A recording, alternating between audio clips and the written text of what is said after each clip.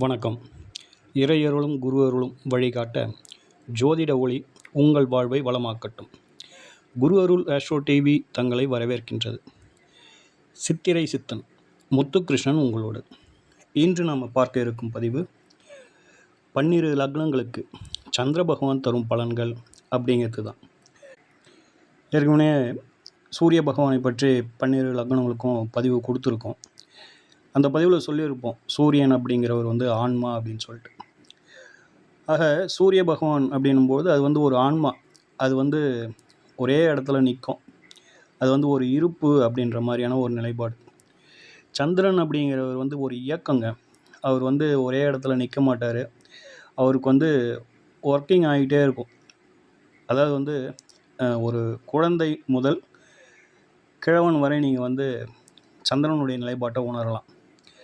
பருவ மாற்றங்கள் மாதிரி அது ஒவ்வொரு ஸ்டேஜ்லேயும் மாறிக்கிட்டே இருக்கும் அப்படிங்கிற மாதிரியான ஒரு நிலைப்பாடு சந்திரனுக்கு. சரிங்களா?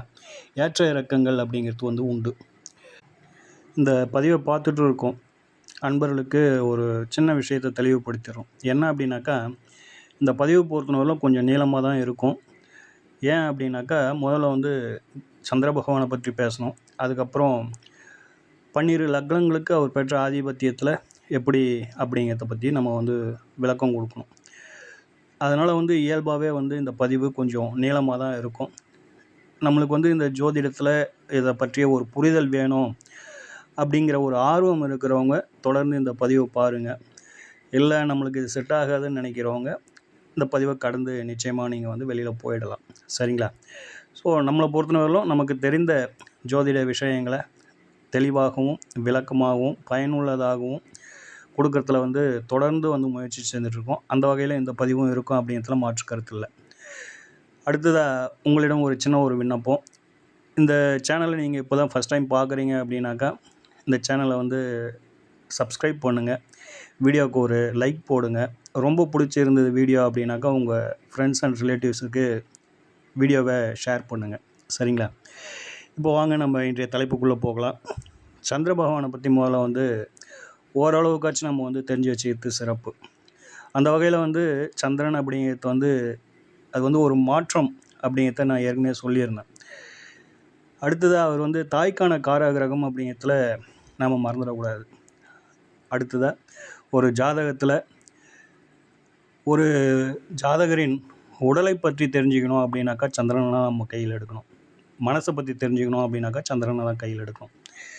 உடல்காரகர், மனோகாரகர், தாய்க்கான மாத்ருக்காரகர் அப்படின்னு சொல்லிட்டு இவருக்கு ஜோதிடத்தில் ஒரு பட்டப்பெயரே உண்டு அப்படிங்கிறது நம்ம எல்லோருக்குமே தெரியும். லக்னம் எந்த அளவுக்கு முக்கியமோ அதே போல் சந்திரனும் சந்திரா லக்னம் அப்படின்னு தான் சொல்லுவாங்க. சந்திர பகவானை ராசி அப்படிங்கிறது அடுத்த நிலை தான். இதற்கு அதற்கு சரிசமமான ஒரு முக்கியத்துவம் ஜோதிடத்தில் உண்டு.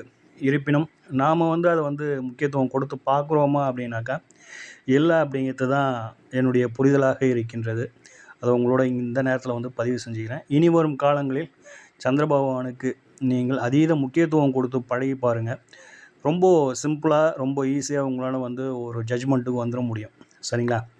அந்த வகையில் சந்திர பகவானை பொறுத்தவரையிலும் தாய்க்கான காரக கிரகம்.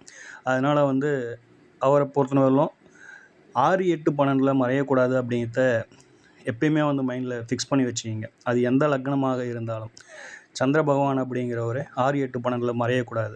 அதாவது மனசு, உடம்பு, சரிங்களா? சந்திரன் லக்னம் அப்படிங்கிறது ஜாதகர், சிந்தனை. ஆக ஒன்றோடு ஒன்று மறையக்கூடாது. ஒன்றோடு தொடர்பில் இருக்கும்போது தான் மனசும் அந்த புத்தியும் ரெண்டும் சேர்ந்து வேலை செய்கின்ற பொழுது, உடலும் மனசும் சேர்ந்து வேலை செய்கின்ற பொழுது அது சிறப்பான வெளிப்பாட்டை நம்மளுக்கு கொடுக்கும். ரெண்டும் ஒன்றுக்கு ஒன்று சஷ்டாஷ்டமாக அமைந்து விடுகின்ற பொழுது அது சிறப்பான வெளிப்பாட்டை கொடுக்கறதில்ல அப்படிங்கிறத பார்த்துக்கோங்க. ஸோ பொதுவாக லக்னத்திற்கு சந்திர பகவான் 6, 8 மறையத்து சஷ்டாஷ்டக தோஷமாகிடும். இந்த சுபசஷ்டாஷ்டகம் அசுப சஷ்டாஷ்டகம்னு ரெண்டாக பிரித்தாலும் எது எப்படி இருந்த போதிலும் சஷ்டாஷ்டகம் அப்படிங்கிறது உண்டு அப்படிங்கிறத நீங்கள் மறந்துடாதீங்க. அதுக்கப்புறம் தான் நம்ம லக்ன ரீதியாக சந்திர பகவானை ஆதிபத்தியம் என்ன அப்படிங்கிறத பொறுத்து அடுத்த நிலைக்கு நம்ம போகிறோம். பொதுவாக சந்திர பகவானை பொறுத்தவரையிலும் உடல்காரகர், மனோகாரகர், தந்தைக்கு காரக கிரகம், இது வந்து ஆண்களுக்கு. அடுத்ததாக பெண்களின் ஜாதகத்தில் கூடுதலாக தாய்மையை பற்றியும், தாய்மை அடையணுன்னாக்கா சந்திர பகவான் நல்லா இருக்கணும். கர்ப்பப்பையினுடைய நிலைப்பாடு எப்படி இருக்குதுன்னு நம்ம அறியணும் அப்படின்னாக்கா சந்திர பகவான் நல்லா இருக்கணும். மாதவிடாய் கோளாறுகள் இல்லாமல் நல்லா எப்பயும் பெண்கள் வந்து நல்லா ஆரோக்கியமாக இருக்கணும் அப்படின்னாக்கா சந்திர பகவான் நல்லா இருக்கணும். சந்திர பகவான் பலவீனப்பட்டுட்டாலோ 6, 8, 12 இருந்துட்டாலோ நீச்சம் ஆகிட்டாலோ சந்திர பகவானுடைய நிலைப்பாடு பெண்களின் ஜாதகத்தில் இந்த மாதிரி பலவீனப்பட்டு இருந்தது அப்படின்னாக்கா அவங்களுக்கு வந்து கர்ப்பப்பை தொந்தரவு இருக்கும், மாதவிடாய் கோளாறுகள் இருக்கும், தாய்மை அடைவதில் முன்ன பின்ன வந்து காலதாமதங்கள் ஏற்படலாம் அப்படிங்கிறதுலாம் நம்ம வந்து மறந்துடவே கூடாது. சரிங்களா? இதெல்லாம் வந்து ரொம்ப ரொம்ப இம்பார்ட்டன்ட். அது எந்த லக்னமாக இருந்தாலும் சரி. சரிங்களா? அடுத்ததாக நம்ம வந்து இப்போ வந்து லக்ன ரீதியாக பார்ப்போம். லக்ன ரீதியாக அப்படின்னு சொல்லிட்டு எடுக்கின்ற பொழுது மேஷ லக்னம். மேஷ லக்னத்திற்கு சந்திர பகவான் அப்படின்ற போது முதல்ல வந்து அவர் வந்து கேந்திராதிபதி அப்படிங்கிறத மறந்துடக்கூடாது. கேந்திரம் 4ஆம் இடம், சுகஸ்தானம், தாய்க்கான காரக கிரகம், கல்விக்கான பாவாதிபதி. சரிங்களா? ஜாதகரின் உடல், மனம், சுகம் அப்படிங்கிறதுக்கு 4ஆம் இடமான அதிபதியாக வருவதனால சந்திரன் 6ஆம் இடத்துல மறைகின்ற பொழுது இது வந்து சஷ்டாஷ்டக தோஷத்தை எட்டிடும். 8ஆம் இடத்துல இருக்கும்போதும் அதே நிலைப்பாடு தான். ஆனால் 6ஆம் இடத்துல இருக்கின்ற பொழுது சுகம் அப்படிங்கிறது வந்து நோய் அப்படின்ற இடத்துல போய் மாட்டிக்குது. நல்லா பார்த்துங்க. மேஷ லக்னத்திற்கு 4ஆம் அதிபதி அப்படின்ற ஒரு நிலைப்பாட்டை சந்திர பகவான் ஏற்றார். அவர் 6ஆம் இடத்துக்கு போயிட்டு உக்காந்தாரு அப்படின்னாக்கா ஜாதகரின் உடல், மனம், சுகம் அப்படிங்கிறது நோயில் போயிட்டு மாட்டுது அப்படிங்கிறத பார்த்துக்கோங்க. தாயார் அப்படிங்கிறது வந்து 6ஆம் இடத்துக்கு எதிரி ஸ்தானத்தில் போயிட்டு உக்காரத்துனால தாயார் எதிரியாகலாம் சிலருக்கு அந்த கருத்து வேறுபாடுகள் வரலாம். தாய்க்கும் அந்த சேய்க்குமான அந்த கருத்து ஒற்றுமை அப்படிங்கிறது வந்து இருக்காது. கருத்து வேறுபாடுகள் ஏற்படும். அதே போல் வந்து தாயாரால் கடன் ஏற்படலாம், வீட்டின் மீது கடன் ஏற்படலாம், வாகனத்தின் மீது கடன் ஏற்படலாம் அப்படிங்கிற மாதிரியான ஒரு நிலைப்பாடு. கல்வி தடைபடலாம். 4ஆம் இடம் கல்வி, உயர்கல்வி, 6ஆம் இடம் தடை, கல்வி தடைபடலாம் அப்படிங்கிற மாதிரியான ஒரு நிலைப்பாடு. 4ஆம் இடம் என்பது ஜாதகரின் சுகம், இது வந்து நோய். ஜாதகருக்கே வந்து சுகக்கேடுகள் ஏற்படலாம் அப்படிங்கிற மாதிரியான ஒரு நிலைப்பாடு. ஸோ மேஷ லக்னத்தை பொறுத்தவரையிலும் சந்திர பகவான் 4ஆம் இடம், 8ஆம் இடம், 12ஆம் இடம் இந்த 3லையும் மறைவது சிறப்பல்ல அப்படிங்கிறத பார்த்துக்கோங்க. அதே போல் வந்து 8ஆம் இடத்துல இருக்கின்ற பொழுது நீச்சம் அப்படின்ற ஒரு நிலைப்பாட்டையும் எட்டிடும் இல்லைங்களா? சஷ்டாஷ்டக தோஷம் ஒரு பக்கம். 4ஆம் பாவாதிபதியாகி அடுத்ததாக சந்திரன் அப்படிங்கிறவர் வந்து தாய்க்கு காரகிரகமாக இருப்பார். அவர் 8ஆம் இடத்துல இருக்கின்ற பொழுது நீச்சமாகிடுவார். அப்போது தாய்க்கான பாவாதிபதி அப்படிங்கிறவர் வந்து பலவீனப்பட்டு போகிறாரு அப்படிங்கிற மாதிரியான ஒரு நிலைப்பாடு. 2ஆம் இடத்தின் உச்சாதிபதி அவர் தான். அப்போது சந்திரன் எந்த அளவுக்கு வந்து நல்லா இருக்குதோ அதே போல் வந்து சந்திரன் எந்த அளவுக்கு வந்து ஒரு பவர்ஃபுல்லாக இருக்குதோ அந்த அளவுக்கு தான் வந்து உங்களுடைய செல்வம், செல்வாக்கு, குடும்பம் அதெல்லாம் வந்து ஒரு நல்ல ஹை பொசிஷனில் இருக்கும் அப்படிங்கிறத மறந்துடாதீங்க. சரிங்களா? உங்களுடைய மேஷ லக்னத்தை பொறுத்தவரையிலும் சந்திர பகவான் பலவீனப்படுவது சிறப்பல்ல அப்படிங்கிறத பார்த்துக்கோங்க. ஏன் அப்படின்னா கேந்திராதிபதி மட்டுமல்ல, அவர் வந்து தாய்க்கான காரகிரகம், சுகபோகங்களை கொடுக்கக்கூடிய ஒரு அமைப்பு, கல்வியை கொடுக்கக்கூடிய ஒரு அமைப்பு, சொத்து சுகங்களை கொடுக்கக்கூடிய ஒரு அமைப்பு, அடுத்ததாக வண்டி வாகனங்களை கொடுக்கக்கூடிய ஒரு அமைப்பு அப்படிங்கிறதெல்லாம் ரொம்ப ஒரு அற்புதமான ஒரு ஆதிபத்தியம் பெற்ற கிரகம். அது வந்து ஒரு சுப ஆதிபத்தியம் அப்படின்றத மறந்துடாதீங்க. சரிங்களா? அசுப ஆதிபத்தியம் அல்ல அப்படிங்கிற ஒரு நிலைப்பாட்டுக்கு வந்துருங்க. அடுத்ததாக ரிஷபலக்கணம். ரிஷபலக்கணத்தை பொறுத்தவரையிலும் சந்திர பகவான் அப்படிங்கிறவர் வந்து 3ஆம் அதிபதி. இவர் இந்த லக்னத்திற்கு பெற்ற ஆதிபத்தியம் அப்படிங்கிறது வந்து ஒரு சிறப்பில்லாத ஆதிபத்தியம். எந்த வகையில் அப்படின்னாக்கா இது வந்து ஸ்திர லக்னங்க. ரிஷபம் அப்படிங்கிறது ஸ்திர லக்னம். அதற்கு மாரக ஸ்தானத்தை கொடுக்கக்கூடிய அமைப்பு எதிரா அப்படின்னாக்கா 3ஆம் இடமும் 8ஆம் இடமும் இந்த இரண்டுமே வந்து மாரகத்தை கொடுக்கக்கூடிய ஒரு ஸ்தானங்களாக வந்துடும். ஸோ அந்த வகையில் வந்து 8க்கு 8ஆம் இடம் தான் இந்த 3ஆம் இடம். அதனால் வந்து சந்திர பகவானை பொறுத்தவரையிலும் தனித்த நிலையில் பலம் பெறக்கூடாது அப்படிங்கிறத மனசில் வச்சுங்க. தனித்த நிலையில் அப்படின்னும்போது லக்னத்தில் சந்திரன் மட்டும் உச்சமாகி இருந்தார் அப்படின்னாக்கா அது வந்து அந்த அளவுக்கு வந்து சிறப்பில்லை. அதே போல் வந்து 3ஆம் இடத்துல சந்திரன் ஆட்சி பெற்று இருந்தாலும் தனித்த நிலையில் வேறு எந்த கிரகங்களையும் தொடர்பு இல்லாமல் இருக்குது அப்படின்னாக்கா அதுவும் வந்து சிறப்பில்லை அப்படிங்கிறத வந்து பார்த்துக்கோங்க. சரிங்களா? இதுவே உச்சம் பெற்ற சந்திரனோடு சனீஸ்வர பகவான் இருக்கிறார் அப்படின்னாக்கா இது வந்து ஒரு நல்ல பெரிய பெருத்த யோகத்தை செய்யுது அப்படிங்கிறத மறந்துடாதீங்க. ஸோ சந்திர பகவானை பொறுத்தவரையிலும் ரிஷப லக்னத்துக்கு மகரத்தில் சந்திரன் சனி இருக்க சூப்பர், கும்பத்தில் சந்திரன் சனி இருக்க சூப்பர், லக்னத்தில் சந்திரன் சனி இருக்க சூப்பர், 3ஆம் இடத்துல சந்திரன் சனி இருக்க ரொம்ப ரொம்ப சூப்பர் அப்படிங்கிறத பார்த்துக்கோங்க. மற்ற இடங்களில் இவங்க 2 பேரும் சேர்ந்து இருந்தாங்க அப்படின்னாக்கா பெரிய அளவில் வந்து ஒரு சக்ஸஸை கொடுக்கறதுக்கான வாய்ப்புகள் மிக மிக குறைவு அப்படிங்கிறத பார்த்துக்கோங்க. சரிங்களா? ஸோ இந்த ஒரு 4 இடங்களில் சந்திரனும் சனீஸ்வர பகவானும் சேர்ந்து இருப்பது ஒரு நல்ல நிலை அப்படிங்கிற மாதிரி.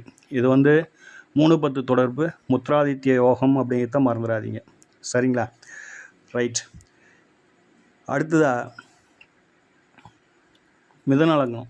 மிதுன லக்னத்தை பொறுத்தவரையிலும் சந்திர பகவான் பெற்ற ஆதிபத்தியம் அப்படின்னும்பொழுது தனாதிபதி, குடும்பாதிபதி, வாக்காதிபதி, வித்யாதிபதி அப்படின்னு சொல்லக்கூடிய 2ஆம் இடத்தின் அதிபதியாக வருகின்றார். ஸோ இவரை பொறுத்தவரையிலும் பணனில் இருக்கலாங்க. ஏன் அப்படின்னாக்கா பணனில் இருக்கும்போது இவர் வந்து உச்சம் பெறுவார் அப்படிங்கிற மாதிரியான ஒரு நிலைப்பாடு. அதனால் வந்து இவர் வந்து பணனில் இருக்கலாம் அப்படிங்கிறத மறந்துடாதீங்க. அடுத்ததாக 8ஆம் இடத்துல இருக்கலாம். 8ஆம் இடத்துல இருக்கின்ற பொழுது 2ஆம் இடத்தை பார்த்துருவார். அதனால் வந்து பொருளாதாரம் அப்படிங்கிற ஒரு நிலைப்பாடு நிச்சயமாக வந்து சிறப்பாக இருக்கும் அப்படிங்கிற மாதிரியான ஒரு நிலைப்பாடு. சரிங்களா? 6ஆம் இடம் அப்படின்னும்பொழுது அங்கே வந்து நீச்சமாகிடுவார். ஸோ அதனால் வந்து அது அந்தளவுக்கு வந்து சிறப்பு இல்லை அப்படிங்கிறத பார்த்துக்கோங்க. ஸோ மிதுன லக்னத்தை பொறுத்தவரையிலும் 8ஆம் இடத்துல இருக்கலாம், 12ஆம் இடத்துல இருக்கலாம். இந்த 2 இடங்களும் இருக்கின்ற பொழுது பொருளாதார ரீதியாக இவங்களுக்கு வந்து கூடுதல் பலம் கிடைக்குமே கண்டி, மற்ற விஷயங்களில் கொஞ்சம் கொஞ்சம் பின்னடைவு இருக்கும். ஆனால் பொருளாதார ரீதியாக இங்கே இருப்பது சிறப்பு அப்படிங்கிறத பார்த்துக்கோங்க. சரிங்களா? இதை தவிர்த்து 2ஆம் அதிபதி 11ஆம் இடத்துல இருப்பது ரொம்ப ரொம்ப சிறப்புங்க. இது வந்து பணபரஸ்தானம். ஒரு பணபரஸ்தான அதிபதி இன்னொரு பணபரஸ்தானத்தில் இருப்பது ரொம்ப சிறப்பாக இருக்கும் அப்படிங்கிற மாதிரியான ஒரு நிலைப்பாடு. ஸோ மிதுன லக்னத்திற்கு 6ஆம் இடத்தை தவிர மற்ற இடங்களில் பெரிய பாதிப்பை கொடுப்பதில்லை அப்படிங்கிறத பார்த்துக்கோங்க. சரிங்களா? 6ஆம் இடம் அப்படிங்கிறது விருச்சிகத்தில் நீச்சம் பெறுவார். அதனால் வந்து ஒரு தனாதிபதி, ஒரு குடும்பாதிபதி 6ஆம் இடத்துல இருந்து நீச்சம் பெறுவது சிறப்பல்ல அப்படிங்கிறதுல தான் அதில் உள்ள சூட்சமும். அடுத்த லக்னமாக கடகம். கடகத்தை பொறுத்தவரையிலும் இவர் வந்து லக்னாதிபதி ஆகின்றார். அதனால் வந்து 6, 8, 12 இருக்கும்போது லக்னம் ராசி இரண்டும் வந்து சஷ்டாஷ்டக தோஷம் பெறும் அப்படிங்கிற மாதிரி. ஸோ அதனால் வந்து லக்னாதிபதியாகி அவர் வந்து 6, 8, 12 இருக்கின்ற பொழுது சிறப்பில்லை அப்படிங்கிறதோட 8ல் இருக்கும்போது நல்லா பார்த்துக்கங்க, இது வந்து சஷ்டாஷ்டக தோஷம் பெறும். இது இரண்டுமே வந்து பகைகிரகங்கள் அப்படின்றதையும் நம்ம வந்து மறந்துடக்கூடாது. ஸோ அதனால் வந்து 8ல் இருக்கும்போது ரொம்ப சங்கடத்தை கொடுக்கும் அப்படிங்கிற மாதிரியான ஒரு நிலைப்பாடு. அதனால் வந்து கடக லக்னத்தை பொறுத்தவரையிலும் லக்னாதிபதி கேந்திரங்களில் இருக்கலாம், கோணங்களில் இருக்கலாம் அப்படிங்கிறது, பணபர ஸ்தானங்களில் இருக்கலாம் அப்படிங்கிறது, மறைவு ஸ்தானங்கள் நீச்சம் பெறுவது, இந்த இடங்கள் மட்டும் கடக லக்னத்திற்கு சிறப்பில்லை அப்படிங்கிறத பார்த்துக்கோங்க. சரிங்களா? அடுத்ததாக சிம்மம். சிம்ம லக்னத்தை பொறுத்தவரையிலும் இவர் வந்து 12ஆம் அதிபதி சந்திர பகவான். அவர் பெற்ற ஆதிபத்தியம் அயன சகயன போகஸ்தானாதிபதி அப்படிங்கிற ஒரு நிலைப்பாட்டில் இருப்பார். இவருக்கு பெரிய மதிப்பில்லை இவர் அப்படின்ற ஒரு நிலைப்பாட்டை நீங்கள் வந்து எடுத்துடாதீங்க. ஏன்னா ஆதிபத்தியம் சிறப்பு இல்லை, அதனால் வந்து இவருக்கு அதிக முக்கியத்துவம் இல்லை அப்படின்ற மாதிரியான ஒரு நிலைப்பாட்டுக்குள்ளே நீங்கள் வரக்கூடாது அப்படிங்கிறது தான் நம்மளுடைய பரிந்துரை. என்ன காரணம் அப்படின்னாக்கா, இவர் எந்த அளவுக்கு நல்லா இருக்கிறாரோ அந்த அளவுக்கு வந்து சிம்ம லக்னத்தாரின் பொருளாதாரம், அதாவது வந்து ஜீவனம், தொழில், ஒரு தனித்துவம், ஒரு ஒரு கௌரவம் அப்படிங்கிறதுலாம் அதில் தான் அடங்கிடுதுன்னு வச்சுங்களேன். 10ஆம் இடம் தான் ஒரு தனித்த அடையாளத்தை சொல்லக்கூடிய இடம். அதனால் வந்து அந்த 10ஆம் இடத்தின் உச்சாதிபதி இந்த சந்திர பகவான். அதனால் வந்து சந்திர பகவானை பொறுத்தவரையிலும் சிம்ம லக்னத்திற்கு ஒரு 12ஆம் அதிபதி, விரையாதிபதி அப்படின்ற ஒரு நிலைப்பாட்டில் அவருக்கு வந்து ஒரு பெரிய முக்கியத்துவம் இல்லை அப்படின்னு நீங்கள் நினச்சி இருந்தீங்க அப்படின்னாக்கா அது தப்பு. சந்திரன் எந்த அளவுக்கு அவர் வந்து நல்லா இருக்கிறாரோ அந்த அளவுக்கு தான் வந்து சிம்ம லக்னத்தாரின் வாழ்வாதாரம், புகழ் அப்படிங்கிறதுலாம் இருக்குது, ஒரு தனித்துவம் அப்படிங்கிறதுலாம் இருக்குது அப்படிங்கிறத மறந்துடாதீங்க. அதனால் வந்து சந்திரன் 10ஆம் இடத்தின் உச்சாதிபதியான சந்திரன் பலவீனப்படுவது சிறப்பல்ல அப்படிங்கிறத பார்த்துக்கோங்க. சரிங்களா? அடுத்ததா கன்னியா லக்னங்க. கல்யாண லக்னத்தை பொறுத்தவரையிலும் புத பகவானுடைய மற்றொரு வீடு. அதை பொறுத்தவரையிலும் சந்திர பகவான் லாபாதிபதியாக வருகின்றார். லாபாதிபதி என்னும்போது பணபரஸ்தானத்தின் முக்கிய ஒரு நிலைப்பாடு. அவர் தான் வந்து வெற்றி, ஆசை அபிலாஷைகளை நிறைவேற்றக்கூடிய ஒரு சிறந்த ஆதிபத்தியம் பெற்ற அமைப்பில் வந்து சந்திர பகவான் கன்னியா லக்னத்துக்கு செயல்படுகின்றார். அதனால் வந்து லக்னத்திற்கு லாபஸ்தானத்தில் ராசியும், ராசிக்கு முயற்சி ஸ்தானத்தில் லக்னமும், இந்த இரண்டும் இப்படி அமைவது வந்து ஒரு சிறந்த அமைப்பு. அதாவது வந்து இன்னும் ஒரு விஷயத்தை கூடுதலாக பார்த்துக்குங்க. லக்னத்தை பொறுத்தவரையிலும் சூரியனுடைய கட்டுப்பாட்டில் இருக்கக்கூடிய சிம்மம் தொடங்கி மகரத்துக்குள்ளே விழணும். ராசியை பொறுத்தவரையிலும் சந்திரனுடைய கட்டுப்பாட்டில் இருக்கக்கூடிய சந்திர மண்டலத்துலேருந்து, அதாவது வந்து கடகத்தில் இருந்து இந்த பக்கம் கும்பத்துக்குள்ளே வேணும். இந்த மாதிரி ராசிக்குரிய சந்திர பகவானுடைய நிலைப்பாட்டிலையும் லக்னம் சூரிய பகவானுடைய கட்டுப்பாட்டில் இருக்கக்கூடிய நிலைப்பாட்டிலையும் விழுந்தது அப்படின்னாக்கா அது வந்து ஒரு தனித்துவமான அமைப்பு. அந்த தனித்துவமான அமைப்பில் இந்த அதாவது வந்து கன்னியா லக்னத்திற்கு அந்த 11 லாபத்தில் சந்திரன் இருப்பது அப்படிங்கிறது ஒரு சிறந்த அமைப்பு அப்படிங்கிறத பார்த்துக்கோங்க. சரிங்களா? ஆக சந்திரனை பொறுத்தவரையிலும் லாபாதிபதி, வெற்றியை தரக்கூடிய அதிபதி, ஆசை அபிலாஷைகளை நிறைவேற்றக்கூடியவர், அதாவது வந்து பணபர ஸ்தானாதிபதி அப்படிங்கிறதையும் மறந்துடாதீங்க. ஸோ அவரை பொறுத்தவரையிலும் 2ஆம் இடத்துல இருப்பது சிறப்பு. 2ஆம் இடம் அப்படின்னும் பொழுது லாபாதிபதி ஒரு பணபர ஸ்தானாதிபதி இன்னொரு பணபர ஸ்தானத்தில் இருக்கிறது ரொம்ப சிறப்பு அப்படிங்கிற மாதிரியான ஒரு நிலைப்பாடு. அவரை பொறுத்தவரையிலும் நீச்சமாவது சிறப்பல்ல, 3ஆம் இடத்துல நீச்சமாவது சிறப்பல்ல. அது வந்து உடன்பிறப்புகளுக்கு வந்து தர்ம சங்கடத்தை கொடுத்துரும். ஏன்னா அவரே வந்து மூத்த சகோதரத்தை சொல்லக்கூடிய ஒரு ஸ்தானாதிபதி, இது இளைய சகோதரத்தை சொல்லக்கூடிய ஒரு ஸ்தானம். அப்போது அது வந்து இங்கே வந்து நீச்சமாகுது அப்படின்னும்பொழுது தந்தை ஒரு வகையில் பார்த்தோம் அப்படின்னாக்கா தாய்க்கான காரகிரகம் பலவீனப்படுது. அடுத்த வகையில் பார்த்தோம்னா உடன்பிறப்புகள் அப்படிங்கிறது பலவீனப்படுது அப்படிங்கிறது நம்ம வந்து மறந்துடக்கூடாது. சரிங்களா? ஸோ இவரை பொறுத்தவரையிலும் இந்த லக்னத்திற்கு ஒரு நல்ல ஆதிபத்தியம் தான், எந்த விதத்துலேயும் வந்து ஒரு குறைந்த ஆதிபத்தியம் இல்லை அப்படிங்கிறத மறந்துடாதீங்க. அதனால் வந்து நல்ல இடங்களில் இருப்பது சிறப்பு அப்படிங்கிறத பார்த்துக்கோங்க. அடுத்ததாக துலா லக்னம்.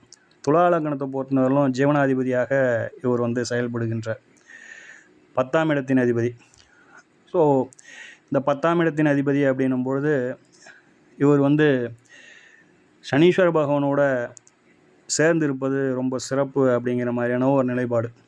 அதாவது வந்து ஒரு கேந்திரம் ஒரு கோணம் அப்படிங்கிற ஒரு நிலைப்பாட்டை இது வந்து எட்டும். ஸோ லக்னத்தின் உச்சாதிபதியும் சனீஸ்வர பகவான் அப்படிங்கிறது வந்து துலா லக்னத்திற்கு லக்னத்தில் உச்சம் பெறக்கூடிய ஒரு கிரகம். அவரும் 10ஆம் அதிபதியும் சேருகின்ற நிலை அப்படின்னும் பொழுது துலா லக்னத்திற்கு ஒரு நல்ல ஒரு உயர்ந்த தரமான ஒரு பொருளாதாரத்தையும் கௌரவத்தையும் கொடுக்கக்கூடிய ஒரு நல்ல உயர்வான தொழில் வேலை அப்படிங்கிறதுலாம் அமைஞ்சிடும். அரசாங்கம் அரசியல்லாம் நல்ல ஒரு புகழ்பெறக்கூடிய ஒரு நல்ல நிலைப்பாட்டை எட்டும் அப்படிங்கிறத பார்த்துக்கோங்க. ஸோ ஒரு நல்ல கௌரவமான வேலை ஜீவனம் அப்படிங்கிறத கொடுக்கக்கூடிய அமைப்பில் சந்திர பகவான் இருக்கிறாரு. கேந்திராதிபதி அப்படிங்கிறதையும் நம்ம வந்து மறந்துடக்கூடாது. சரிங்களா? ரைட். அடுத்ததாக விருச்சிக லக்னம். விருச்சிக லக்னத்தை பொறுத்தவரையிலும் சந்திர பகவான் வாங்கும் ஆதிபத்தியம் அப்படின்னு எடுத்துக்கிட்டோம்னா பாக்யாதிபதிங்க. பாக்யாதிபதி அப்படின்னும்போது தந்தை ஸ்தான அதிபதி, 9ஆம் அதிபதி. அப்போது விருச்சிக லக்னத்திற்கு தந்தை அப்படிங்கிற எப்படி இருப்பார் அப்படின்னாக்கா ஒரு அன்பானவராக, அழகானவராக, ஆன்மீகவாதியாக, எந்த ஒரு விஷயத்தையும் நல்ல சூப்பராக ஹேண்டில் பண்ணக்கூடியவங்க. அதாவது வந்து ஒரு பெரிய பிரச்சனை வந்ததுன்னா கூட அதை வந்து பெருசாக பொருட்படுத்தாமல் சரி அடுத்தது என்ன செய்யலாம் அப்படின்னு ரொம்ப ஈஸியாக வந்து அதை வந்து கடந்து செல்லக்கூடிய ஒரு பிரச்சனைகளை வந்து ரொம்ப ஈஸியாக கடப்பாங்க. அதுக்கு வந்து பிரச்சனை ஆகிப்போச்சு அப்படின்னு சொல்லி சோர்ந்து உழாத ஒரு தந்தையாக அவர் வந்து இருப்பார் அப்படிங்கிற மாதிரியான ஒரு நிலைப்பாடு. அவங்க அப்பா அவங்க அம்மா மேலே ரொம்ப பாசம் வச்சுட்டு இருக்கிற அந்த ஒரு நிலைப்பாட்டில் இருப்பார் அப்படிங்கிற மாதிரியான ஒரு நிலைப்பாடு. ஸோ பாக்யாதிபதி இது வந்து திரிகோணம் அப்படிங்கிற ஒரு நிலைப்பாட்டை எட்டுது இல்லைங்களா? அதனால் வந்து சந்திரன் வந்து ஒரு திரிகோணாதிபதி இன்னொரு திரிகோணத்தில் இருப்பது சிறப்பு. அப்போது லக்னத்துக்கு வரலாம். லக்னத்திற்கு வருகின்ற பொழுது செவ்வாய் அங்கே இருந்துட்டார் அப்படின்னாக்கா நீச பரிவர்த்தனை அப்படிங்கிற நிலைப்பாட்டில் இது வந்து ஒரு சிறந்த நிலைப்பாட்டை எட்டும். லக்னத்தில் இருக்கின்ற பொழுது குரு 5ஆம் இடத்துல இருந்து அந்த 9ஆம் இடத்தையும் லக்னத்தையும் பார்வை செஞ்சார் அப்படின்னாக்கா இது இன்னும் கூடுதல் சிறப்பு அப்படிங்கிற மாதிரியான ஒரு நிலைப்பாடு. எது எப்படி இருந்த போதிலும் பாக்கியாதிபதி லக்னத்துக்கு வருகின்ற பொழுது நீச்சம் அப்படிங்கிற ஒரு நிலைப்பாட்டை எட்டும். அந்த நீச்சத்துக்கு எதனா வந்து அந்த நீச்சம் பங்கமாகுதா அப்படிங்கிறத நம்ம வந்து பார்த்து ஒரு சுபகிரகத்தின் தொடர்பு இருக்குதா அப்படிங்கிறதையும் பார்த்து அதுக்கப்புறம் தான் வந்து நம்ம ஒரு நல்ல முடிவுக்கு வரணும் அப்படிங்கிறத பார்த்துக்கோங்க. எது எப்படி இருந்த போதிலும் விருச்சிக லக்னத்தாரின் தந்தை அப்படின்ற மாதிரி வேறு எந்த லக்னத்திற்கும் ஒரு தந்தை ஒரு அன்பானவராக அமைவது யாருக்கும் இல்லாத ஒரு அமைப்பு. சரிங்களா? ரைட். அதனால் வந்து அவர் வந்து பலவீனப்படாமல் இருப்பது சிறப்பு. இன்கேஸ் பலவீனப்பட்டு இருந்தது அப்படின்னாக்கா அந்த பாவகம் பலவீனப்படக்கூடாது. சரிங்களா? ஸோ இது வந்து ஸ்திர லக்னம் அப்படின்னும் போது பாக்கியாதிபதியே பாதகாதிபதியாக வருவார். அதெல்லாம் போட்டு குழப்பிக்கிட்டு இருக்காதீங்க. சந்திரன் பலவீனப்படக்கூடாது அப்படிங்கிறத மட்டும் தெளிவாக இருங்க. சரிங்களா? அடுத்ததாக தனுசு லக்னத்திற்கு வந்துடுவோம். தனுசு லக்னம் அப்படிங்கும்போது வந்து தனுசு லக்னத்திற்கு வந்து அட்டமாதிபதியாக வருவார். அட்டமாதிபதி பத்தியம் அப்படிங்கிறது வந்து சந்திரனுக்கு உண்டா அப்படின்னாக்கா இல்லை அப்படின்றது தான் ஜோதிட விதி சொல்லுது. ஸோ அதனால் வந்து அட்டமாதிபதி அதனால் வந்து ஒரு நற்பலனில் கொடுக்க மாட்டார் அப்படிங்கிற மாதிரியான ஒரு நிலைப்பாட்டுக்குள்ளே வந்துடாதீங்க.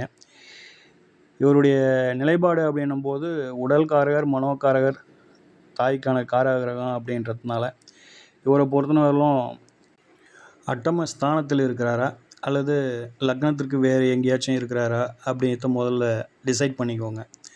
அடுத்ததாக அட்டம ஸ்தானத்தில் இவர் இல்லை, வேறு ஏதோ ஒரு வீட்டில் இருக்கிறாரு அப்படின்னும் போது அட்டம ஸ்தானத்தில் ஏதேனும் கிரகங்கள் இருக்குதா அப்படின்றத பார்த்துக்கோங்க. ஒருவேளை கிரகங்கள் அட்டம ஸ்தானத்தில் வேறு ஏதேனும் ஒரு கிரகம் நின்றுடுச்சு, தனுசு லக்னம் அட்டமாதிபதியான அந்த ஸ்தானத்தில் வேறு எதனா கிரகம் நின்றுடுச்சு அப்படின்னாக்கா அந்த அட்டம ஸ்தானத்தின் வேலையை அந்த கிரகம் நின்ற கிரகம் தான் செய்ய போகுது. அதனால் வந்து சந்திர பகவான் அட்டமாதிபத்திய வேலையை செய்ய போகிறதில்ல. இவர் எந்த வீட்டில் போயிட்டு ஸ்டே பண்ணுறாரோ அந்த வீட்டின் ஆதிபத்தியத்தை தான் இவர் வந்து செய்ய போகிறாரு அப்படிங்கிற ஒரு நிலைப்பாட்டுக்குள்ளே வந்துருங்க. சரிங்களா? எது எப்படி இருந்த போதிலும் அட்டமாதிபத்திய தோஷம் அவ்வளோவா வந்து சந்திர பகவானுக்கு இல்லை அப்படின்ற ஒரு நிலைப்பாட்டோடு அவரை வந்து அணுகுங்க அப்படிங்கிறது நம்மளுடைய பரிந்துரை. அடுத்ததாக மகரத்துக்கு வந்துடுவோம். மகர லக்னத்திற்கு வருகின்ற பொழுது அவர் வந்து சம சப்தமாதிபதி அப்படின்ற ஒரு நிலைப்பாடு, 7ஆம் அதிபதி, வாழ்க்கை துணை, நட்பு, 10க்கு 10ஆம் இடம், அதாவது வந்து ஜீவனம் அப்படின்ற 10ஆம் இடத்திற்கு பாவத் பாவ சிந்தனையில் 10க்கு 10ஆம் இடம் இந்த 7ஆம் இடம் அப்படிங்கிறதையும் நம்ம வந்து மறந்துடக்கூடாது. ஆக வாழ்க்கை துணை அப்படிங்கிறது வந்து மகர லக்னத்திற்கு சந்திர பகவான் தான் பொறுப்பேற்கிறார். அவர் தான் வந்து அந்த ஸ்தானத்தின் அதிபதியாக வருகின்றார். ஸோ அவரை பொறுத்தவரையிலும் அவர் வந்து 11ஆம் இடத்துல இருப்பது சிறப்பில்லைங்க. ஏன் அப்படி சொல்கிறோம் அப்படின்னாக்கா அது வந்து தாரதோஷத்தை கொடுத்துரும் அப்படிங்கிற மாதிரியான ஒரு நிலைப்பாடு. அடுத்ததாக வந்து அவர் வந்து நீச்சம் பெறுவதும் சிறப்பில்லை. இதுவும் வந்து இது வந்து களத்திர தோஷம் அப்படிங்கிற மாதிரியான ஒரு நிலைப்பாட்டை வந்துடும். ஒரு டிலே மேரேஜ் அப்படிங்கிற மாதிரியான ஒரு நிலைப்பாட்டுக்குள்ளே வந்துடும். ஸோ இந்த அமைப்புகளுக்கெலாம் இது வந்து ரொம்ப முக்கியத்துவம் கொடுத்துரும். சரிங்களா? இவர் வந்து 8ஆம் இடத்துல இருக்கிறதும் வந்து சிறப்பல்ல. அதாவது வந்து 8க்கு போயிடுச்சு அப்படின்னாக்கா களத்திரத்தால் வந்து ஒரு சங்கடம், நட்புகளால் ஒரு சங்கடம் அப்படிங்கிற மாதிரியான ஒரு நிலைப்பாட்டெலாம் இது வந்து எடுத்துரும். சில நேரங்களில் வந்து மனைவியால் வந்து ஒரு அவமானம், அவச்சொல் அப்படிங்கிற மாதிரியான ஒரு நிலைப்பாட்டெலாம் எட்ட வேண்டியது வரும். ஒரு சிலர்லாம் வந்து பிரிஞ்சு போயிடுவாங்க. இன்னும் ஒரு சிலர்லாம் வந்து கோர்ட்டு கேஸ்னு அலைஞ்சிக்கிட்டு இருக்கிற ஒரு தன்மைகள்லாம் இது வந்து கொடுத்துரும் அப்படிங்கிற மாதிரியான ஒரு நிலைப்பாடு. அதனால் வந்து இவரை பொறுத்தவரையிலும் 6ஆம் இடத்துல இருந்தாலும் சரி, 8ஆம் இடத்துல இருந்தாலும் சரி, 12ஆம் இடத்துல இருந்தாலும் சரி, இது வந்து கொஞ்சம் சங்கடத்தை கொடுக்கும் அப்படிங்கிற மாதிரியான ஒரு நிலைப்பாடு. எப்படி லக்னத்திற்கு 6, 8, 12 மறையக்கூடாதோ அதே போல் வந்து மகர லக்னத்திற்கு சந்திர பகவான் தன் வீட்டிற்கும் அவர் வந்து மறையாமல் இருப்பது சிறப்பு அப்படிங்கிறத பார்த்துக்கோங்க. அதாவது வந்து 2ஆம் இடம் தன் வீட்டுக்கு 8ஆக போயிடும். சரிங்களா? அதே போல் வந்து 3, 6, 8 அப்படின்ற மாதிரி தன் வீட்டுக்கு 3, 6, 8ல் அவர் வந்து மறையாமல் இருப்பது சிறப்பு. மறைஞ்சிச்சு அப்படின்னாக்கா மன வாழ்க்கையில் வந்து கொஞ்சம் சங்கடங்களை கொடுக்கும் அப்படிங்கிற மாதிரியான ஒரு நிலைப்பாட்டை இது வந்து எட்டிடும் அப்படிங்கிறத மறந்துடாதீங்க. இவர் பெற்ற ஆதிபத்தியம் நல்ல ஆதிபத்தியமா கெட்ட ஆதிபத்தியமா அப்படின்னு பார்க்கின்ற பொழுது இது வந்து ஒரு நல்ல சிறப்பான ஒரு ஆதிபத்தியம். அதில் எந்த ஒரு மாற்று கருத்தும் இல்லை அப்படிங்கிறத பார்த்துக்கோங்க.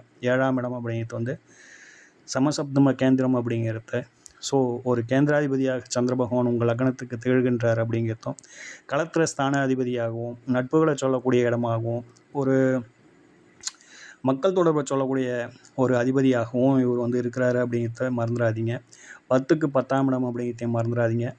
இந்த இடம் எந்த அளவுக்கு வந்து நல்லா இருக்குதோ அந்த அளவுக்கு வந்து நீங்கள் வந்து ஒரு வெளிநாட்டுக்கு போகிறீங்க அப்படின்னாக்கா அந்த இடத்துல ஒரு நல்ல பொசிஷனில் இருப்பீங்களா அப்படின்னு பார்க்கணும் அப்படின்னாக்கா இந்த 7ஆம் இடம் நல்ல நிலையில் இருந்தது அப்படின்னாக்கா சூப்பர் அப்படின்னு சொல்லிட்டு நம்ம வந்து பதில் சொல்லலாம். சரிங்களா? சரி, அடுத்ததாக வந்து கும்பலக்கணத்துக்கு வந்துடுவோம். கும்பம் அப்படின்னு சொல்லும்போது இவர் வந்து சத்ருஸ்தானாதிபதியாக வருகின்றார். ஸோ சத்ருஸ்தானாதிபதி அப்படின்னு சொல்லிட்டு சொல்லுகின்ற பொழுது எதிரி அப்படின்ற ஒரு நிலைப்பாட்டை வந்து ஏற்றிடுது. ஒரு தாய்க்கான காரக கிரகம் அப்படிங்கிறது வந்து எதிரி ஸ்தானாதிபதியாக வருவது அந்த அளவுக்கு வந்து கொஞ்சம் சிறப்பில்லாத ஒரு தன்மை தான். அதுவும் இல்லாமல் வந்து நோயை கொடுக்கக்கூடிய ஒரு கிரகமாக வந்து சந்திரன் வருவதனால இது வந்து ரெண்டுமே வந்து பகை கிரகங்கள், அதையும் நம்ம வந்து சிந்திக்கணும். ஸோ அதனால் வந்து இவங்களுக்குலாம் வந்து எளிதில் வந்து நோயின்னு வந்தால் அது வந்து ரொம்ப சங்கடத்தை கொடுக்கக்கூடிய ஒரு எப்படி சொல்கிறது நீர் சார்ந்த தொந்தரவுகள், இந்த சளி தொந்தரவு, வீசிங்கி, சீதபேதி, தொடர்ந்து வந்து லூஸ் மோஷன் போகிறது, இது போன்ற நோய்களை வந்து இவங்களுக்கு வந்து கொடுத்துரும் அப்படிங்கிற மாதிரியான ஒரு நிலைப்பாடு. இன்னும் ஒரு சிலருக்கெலாம் பார்த்தோம் அப்படின்னாக்கா இந்த யூரினல் இன்ஃபெக்ஷன் அப்படிங்கிறதுலாம் கூட ஒரு சிலருக்குலாம் வந்துடும். அந்த மாதிரியான ஒரு நிலைப்பாடு. இது நீர் சார்ந்த தொந்தரவுகள், அதாவது வந்து யூரினல், அதாவது வந்து கிட்னி அப்படின்னு சொல்கிறோம் இல்லைங்களா, அதெல்லாம் கூட கொஞ்சம் சின்ன சின்ன சங்கடத்தை கொடுக்க அமைப்பு கொடுத்துரும். இவங்களுக்குலாம் வந்து கடன் அப்படிங்கிறதே வரக்கூடாது. வந்தால் அது வந்து சிறப்பில்லாத ஒரு தன்மையை கொடுத்துரும். இப்போ தான் அடைச்ச மாதிரி இருக்குதுங்க, திடீர்னு பார்த்தா திரும்பவும் கடன் வந்துடுச்சு அப்படிங்கிற மாதிரியான ஒரு நிலைப்பாட்டை எட்டிடும். சரி, இவங்களுக்கு இந்த ஆதிபத்தியம் வந்து முதல்ல வந்து சிறப்பில்லை அப்படிங்கிறதுல வந்து மாற்று கருத்து இல்லை. சரிங்களா? ஸோ அதனால் வந்து இவரை பொறுத்தவரையிலும் 6ஆம் இடத்துல இருக்கின்ற பொழுது அது வந்து ஹர்ஷயோகம் அப்படின்ற ஒரு நிலைப்பாட்டை எட்டிடும். அவர் 6ஆம் அதிபதி ஆகி அந்த வீட்டில் ஆட்சியாகி இருக்கின்ற பொழுது அந்த வீட்டில் வந்து சனீஸ்வர பகவானுடைய சேர்க்கை. கூடுதலாக பார்த்தோம் அப்படின்னாக்கா புதன், சனி, சந்திரன் இந்த 3 பேரும் சேர்ந்து 6ஆம் இடத்துலையே இருந்தாங்க அப்படின்னாக்கா இது வந்து ஒரு விபரீத ராஜயோகத்தை ஏற்றிடும் அப்படிங்கிறத நம்ம வந்து மறந்துடக்கூடாது. சரிங்களா? இந்த விபரீத ராஜயோகம் அப்படிங்கிறது கும்ப லக்னத்தாருக்கு ஒரு 3 இடங்களில் ஏற்படும். அதாவது வந்து 6ஆம் இடத்துல 6ஆம் அதிபதி ஆட்சி ஆகி சனீஸ்வர பகவானும் புத பகவானும் கடகத்தில் இருக்கும்போது இது வந்து கிடைக்கும். அதே போல் வந்து புதன் கன்னியில் இருந்து சந்திர பகவானும் சனீஸ்வர பகவானும் கன்னியில் இருக்கின்ற பொழுது இது வந்து சிறப்பாக செயல்படும். இதுக்கு அடுத்தபடியாக அப்படின்னு எடுக்கின்ற பொழுது மகரத்தில் சனீஸ்வர பகவான் இருக்க சந்திர பகவானும் புத பகவானும் சனி பகவானோட சேர்ந்து இருக்கின்ற பொழுது இந்த நிலைப்பாடு எட்டும். இப்படி இருக்கின்ற பொழுது 6, 8, 12 இருந்தாலும் இது வந்து சிறப்பாக செயல்படும் அப்படிங்கிறத, இது ஒரு தனித்துவமான ஒரு பலன் அப்படிங்கிறத நம்ம மறந்துடக்கூடாது. ஸோ இதையும் நீங்கள் வந்து மைண்டில் வச்சுங்க. அடுத்ததாக மீன லக்னம். மீன லக்னத்தை பொறுத்தவரையிலும் சந்திர பகவான் ஒரு திரிகோணாதிபதியாக வருகின்றார். திரிகோணம் அப்படின்னும்பொழுது பஞ்சமஸ்தானம், அதாவது வந்து பூர்வ புண்ணியஸ்தானம் அப்படிங்கிற ஒரு நிலைப்பாட்டாற்றார். 5ஆம் இடம் அப்படிங்கிறது புத்திரஸ்தானம், பூர்வ புண்ணியஸ்தானம், பஞ்சமஸ்தானம் அப்படின்னு சொல்லிட்டு சொல்லக்கூடிய இடம். இது வந்து ஒரு ரொம்ப அற்புதமான ஆதிபத்தியங்க. அதனால் வந்து இவரை பொறுத்தவரையிலும் இவர் வந்து லக்னத்தில் இருக்கலாம். லக்னத்தில் இருக்கின்ற போது ரொம்ப ஒரு சூப்பரான ஒரு நிலையை கொடுப்பாரு அப்படிங்கிற மாதிரியான ஒரு நிலைப்பாடு. ஏன் அப்படின்னாக்கா இது 12ஆம் இடம் 5ஆம் இடம் அதிபதி லக்னத்திற்கு வருகின்ற பொழுது நல்ல ஒரு கலைகளில் வந்து ஒரு நல்ல மேன்மையை பெறுறாங்க. கலைத்துறை அப்படின்னு சொல்லுகின்ற பொழுது ஆடல், பாடல், நடிப்பு, எழுத்து, இலக்கியம், ஜோதிடம் இப்படின்னு சொல்லிட்டு இந்த கலைத்துறை சார்ந்த அனைத்து விஷயங்கள்லையும் ஒரு நாட்டியமாகட்டும் அல்லது வந்து ஒரு கவிதை எழுதுவது, ஒரு பாடல் எழுதுவது, ஒரு சினிமா துறையில் வந்து பிரபலமாக வர்றது, இசைகளை வந்து தனித்துவமாக ரசிக்கிறது அப்படின்னு சொல்லிட்டு இதில் வந்து ஒரு நல்ல ஒரு ரசனை மிக்க ஒரு ஆளாக அவங்க வந்து வந்துடுவாங்க. தான தர்மம் செய்வதில் வந்து சிறந்த ஒரு அன்பர்களாக இருப்பாங்க. அதுலேயும் குறிப்பாக வந்து உணவு தானம் வழங்குவதில் இவங்கெல்லாம் வந்து ஒரு தனித்துவமாக இருப்பாங்க அப்படிங்கிற மாதிரியான ஒரு நிலைப்பாடு. ஸோ மீன லக்னத்தை பொறுத்தவரையிலும் சந்திர பகவான் ஒரு சிறந்த ஆதிபத்தியம் பெற்ற ஒரு நல்ல ஆதிபத்தியம் பெற்ற கிரகம். அதனால் வந்து அவர் வந்து பலவீனப்படுவது சிறப்பல்ல, மறைவு ஸ்தானங்களில் இருப்பதும் சிறப்பல்ல. அவர் கோணாதிபதியாக இருந்தாலும் 9ஆம் இடத்துல வருகின்ற பொழுது அவர் வந்து நீச்சமாகிடுவார். ஸோ 9ஆம் இடமும் அது வந்து சிறப்பில்லை அப்படிங்கிறத பார்த்துக்கோங்க. சரிங்களா? 7ஆம் இடத்துல இருக்கின்ற போது அது வந்து பாதகாதிபதியை விட பாதக ஸ்தானத்தில் நின்ற கிரகம் பாதகாதிபதியாக செயல்படும் அப்படிங்கிறது வந்து ஒரு ரூலுங்க. அதனால் வந்து பாதக ஸ்தானத்தில் நிற்பதும் வந்து சிறப்பில்லை அப்படிங்கிறத வந்து பார்த்துக்கோங்க. 12ஆம் இடம் ஒரு பூர்வ புண்ணியாதிபதி, அதாவது வந்து நம்ம முன்னோர்கள் நம்மளுக்கு சேர்த்து வச்ச சொத்து அப்படிங்கிறதுலாம் வந்து அந்த இடத்துல தான் இருக்குது. புத்திரம் அப்படிங்கிறது அந்த இடத்துல தான் இருக்குது. ஸோ அந்த புத்திரம் அப்படிங்கிற ஸ்தானாதிபதி தன் ஸ்தானத்துக்கு 8லையும் லக்னத்துக்கு 12லையும் மறைவது அந்தளவுக்கு வந்து நல்லதில்லை. அதேபோல் வந்து அந்த பூர்வீகம் அப்படிங்கிறது அங்கேருந்து இங்கே வந்து நின்னதுனால அந்த பூர்வீக சொத்துக்களாக அந்த பூர்வீகமும் வந்து சிறப்பாக செயல்படாது அப்படிங்கிறதையும் நாம் வந்து மறந்துடக்கூடாது. சரிங்களா? அதனால் மீன லக்னத்தை பொறுத்தன வரலும் இவர் வந்து கேந்திரங்களில் இருக்கலாம். அதே போல் வந்து கேந்திரத்திலேயே வந்து 4ஆம் இடம், அதே போல் வந்து 5ஆம் இடம், ஒரு 10ஆம் இடம், 11ஆம் இடம் அந்த மாதிரி. சரிங்களா? ஒரு 2ஆம் இடத்துல கூட இருக்கலாம். அது கூட வந்து ஒரு நல்ல நிலைப்பாட்டை கொடுக்கும் அப்படிங்கிற மாதிரியான ஒரு நிலைப்பாடு. சரிங்களா? ஸோ சந்திரன் அப்படிங்கிற ஒரு அற்புதமான கிரகத்தை பற்றியே 12 லக்னங்களுக்கும் அவர் பெற்ற ஆதிபத்தியத்தின் மூலம் அவர் எங்கே இருக்கலாம், எங்கே இருக்கக்கூடாது, எப்படி இருக்கலாம், எப்படி இருக்கக்கூடாது அப்படிங்கிறத வந்து தெளிவாக கொடுத்துருக்குறோம். அவர் ஒரு வேளை வந்து ஒரு ஜாதகத்தில் பலவீனப்பட்டு இருக்கிறாருன்னு வச்சுக்குவோம். இப்போது அதுக்கு வந்து ஒரு உதாரணம் சொல்லுவோம். உதாரணமாக இப்போ வந்து கடைசியாக நம்ம பார்த்தது வந்து மீன லக்னத்தை பார்த்தோம். மீன லக்னமாகி அவர் என்ன ஆகிட்டார் அப்படின்னாக்கா 12ல் இருக்கிறாருன்னு வச்சுக்கிங்க. இப்போ பலவீனப்பட்டுட்டார். இப்போது அவருடைய அந்த 5ஆம் இடம் பலவீனப்படக்கூடாது. சரிங்களா? பாவர்கள் நின்று அந்த 5ஆம் இடத்தை பலவீனப்படுத்தக்கூடாது. அடுத்ததாக காரக கிரகம் என்று சொல்லக்கூடிய குரு பகவான் பலவீனப்படக்கூடாது. இந்த 2 இடத்துக்கும் அல்லது சந்திரனுக்கு இந்த 3 இடத்துக்கும் இப்போது ஒன்று சந்திரனுக்கு சுப ஆதிபத்தியம் பெற்ற கிரகத்தின் தொடர்பு இருக்கணும், அல்லது சுபகிரகத்தின் தொடர்பு இருக்கணும். சுபகிரகம் அப்படின்னு சொல்லிட்டு சொல்லுகின்ற பொழுது குரு பகவான், சுப ஆதிபத்தியம் பெற்ற கிரகம் அப்படின்னும் பொழுது மீன லக்னத்திற்கு 2க்கு 9க்குரிய செவ்வாய் அப்படிங்கிறவர் வந்து ஒரு சுப ஆதிபத்தியம் பெற்ற கிரகமாக வருவார். அதனால் வந்து அவருடைய தொடர்பு சிறப்பு தரும் அப்படிங்கிற மாதிரியான ஒரு நிலைப்பாடு. ஸோ அதனால் வந்து அப்படி எதனா ஒரு வாய்ப்பு இருக்குதா அப்படின்றத நீங்கள் வந்து ஆய்வு செய்யும்போது கூடுதலாக இதையும் சேர்த்து ஆய்வு செய்யுங்க. அப்போது அதனுடைய ரிசல்ட் எப்படி இருக்குது அப்படிங்கிறது நம்மளுக்கு தெரிய வரும். சரிங்களா? ஸோ இந்த பதிவு பொறுத்தவரைக்கும் கொஞ்சம் நீளமான பதிவாக இருந்தாலும் உங்களுக்கு பயனுள்ள பதிவாக இருந்திருக்கும் அப்படிங்கிறதுல மாற்று கருத்து இல்லை. இந்த பதிவை உங்களோடு பகிர்ந்து கொண்டதில் எங்களுக்கும் வந்து ஒரு மன நிறைவை கொடுத்தது அன்பர்களே. சரிங்களா? இந்த பதிவை பற்றிய உங்களது மேலான கருத்துக்களை தவறாமல் வந்து இன்பாக்ஸில் பதிவு பண்ணுங்கள். கமெண்ட் பாக்ஸில் பதிவேற்றம் செய்யுங்க. வீடியோ ரொம்ப பிடிச்சிருந்தது அப்படின்னாக்கா ஒரு லைக் பண்ணுங்கள். ரொம்ப பிடிச்சிருந்ததுன்னா ஷேர் பண்ணுங்கள். இன்னும் ரொம்ப பிடிச்சிருந்தது அப்படின்னாக்கா சேனலை கொஞ்சம் மறக்காமல் சப்ஸ்கிரைப் பண்ணுங்கள். ஓம் ஸ்ரீ ராஜகணபதி ஐயா அவர்களின் அருளோடும், ஓம் ஸ்ரீ லோபாமுத்திரை சமேத ஸ்ரீ அகத்தியர் ஐயா அவர்களின் ஆசியோடும் அனைவருக்கும் வாழ்வில் நலமும் வளமும் கிடைக்கப்பெற்று ஆனந்தமும் மகிழ்ச்சியும் என்றென்றும் நிலைத்திருக்கட்டும். வாழ்க வளமுடன், வாழ்க பல்லாண்டு. நன்றிகள், வணக்கம்.